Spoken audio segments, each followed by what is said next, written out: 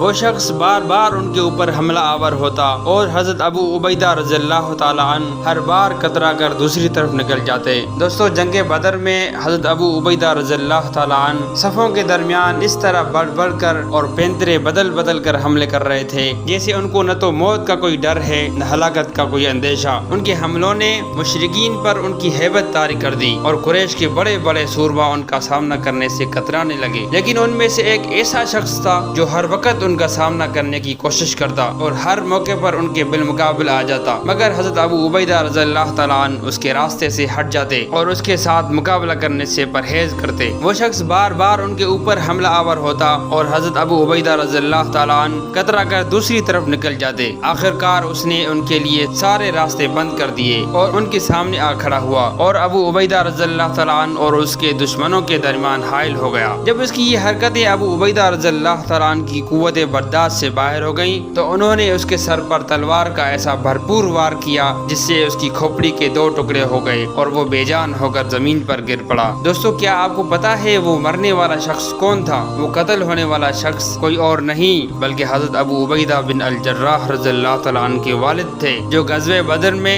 کفار مکہ کے ساتھ تھے۔ اس موقع پر اللہ تعالیٰ نے حضرت ابو عبیدہ رضی اللہ تعالیٰ عنہ اور ان کے والد کے متعلق قرآن نازل کرتے ہوئے فرمایا، تم کبھی یہ نہیں پاؤ گے کہ جو لوگ اللہ اور آخرت پر ایمان رکھنے والے ہیں وہ ان لوگوں سے محبت کرتے ہوں جنہوں نے اللہ اور اس کے رسول کی مخالفت کی ہے، خواہ وہ ان کے باپ ہوں یا ان کے بیٹے یا ان کے بھائی یا ان کے اہل خاندان۔ یہ وہ لوگ ہیں جن کے دلوں میں اللہ تعالیٰ نے ایمان کو ثبت کر دیا ہے اور اپنی طرف سے ایک روح عطا کر کے ان کو قوت بخشی ہے۔ وہ ان لوگوں کو ایسی جنتوں میں داخل کرے گا جن کے نیچے نہریں بہتی ہوں گی، ان میں وہ ہمیشہ رہیں گے۔ اللہ ان سے راضی ہوا اور وہ اللہ تعالیٰ سے راضی ہوئے۔ وہ اللہ کی پارٹی کے لوگ ہیں، خبردار رہو، اللہ کی پارٹی والے ہی فلاح پانے والے ہیں۔